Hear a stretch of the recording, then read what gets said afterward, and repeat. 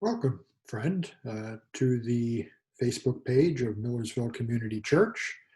I'm glad you're here, whether you arrived here intentionally or perhaps were just browsing and stumbled upon this page. Either way, I'm glad to have you here. We have been, during these past several weeks, looking at the sixth chapter of Paul's letter to the Ephesians. And in particular, his description of the whole armor of God. And today I'd like to take a look at what he calls the shield of faith. Really, no Christian, I suppose, should be surprised to see faith included among the essentials of a spirit-led life. But it's another one of those words that Christians use oftentimes without being able to precisely define what it means. What sorts of attitudes and behaviors constitute Christian faith?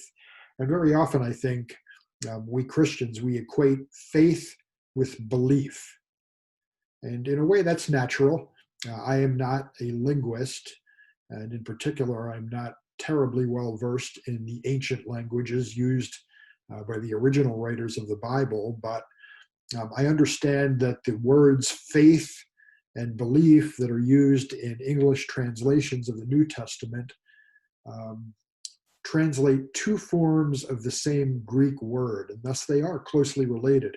But the English words faith and belief are, after all, only approximations of the original Greek word, and neither one seems to have quite the same weight or forcefulness that the Greek word that they replace probably had for first century Christians.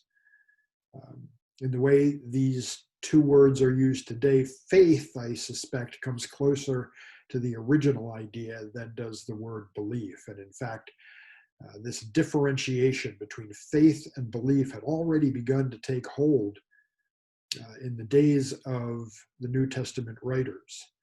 The Holman Bible Dictionary makes the following distinction, quote, they say, faith came to mean loyalty to a person to whom one is bound by promise or duty. Faith was fidelity. Belief, on the other hand, came to be distinguished from faith as an intellectual process having to do with the acceptance of a proposition, end quote. In practical terms, what consequences does this have for the way we order our lives? Well, it has some very real consequences, I think. The epistle written by the Apostle James reveals that the distinction between faith and belief is more than just an academic exercise. It's a matter of profound importance for Christians. He writes, someone will say, you have faith, I have deeds. Show me your faith without deeds, and I'll show you my faith by what I do. You believe that there is one God? Good. But even the demons believe that and shudder. James chapter 2, verses 18 and 19. James seems to be setting a higher standard for God's people than just belief. And just where is God's bar set then? If we're setting a higher standard, just where do we set that? How much higher are we required to go than mere belief? When does belief in Jesus become something more? When does it constitute faith? Well, let's take a look at several possibilities. In today's world, you sometimes hear some people express the opinion that Jesus Christ never really lived, that the gospel stories are just an imaginative fable. As Christians, we heartily disagree. And by the way, almost every serious historian agrees with us. We believe that the Gospels contain a factual account of a living person and his earthly ministry. So is that the level of faith that Paul and James are talking about in their epistles to the first century church? Well, clearly it's not. If acknowledging that Jesus was a real person was all that was required for salvation, then Jesus wasted an awful lot of time with some unnecessary preaching and healing. I mean, he could have made much more valuable use of his time by simply running through the streets of Judea shouting, "Look at me, I'm real." Another popular assessment of Jesus is that he was a great teacher, but not really the Son of God. Well, again, mainstream Christians contend that he was divine. So maybe this is the critical threshold. But that just brings us back to James's passage. This much even the demons believe. This as well, James says, is an insufficient level of belief to provide a channel for God's grace to begin flowing into us. So what is it exactly that differentiates a saved Christian from a demon?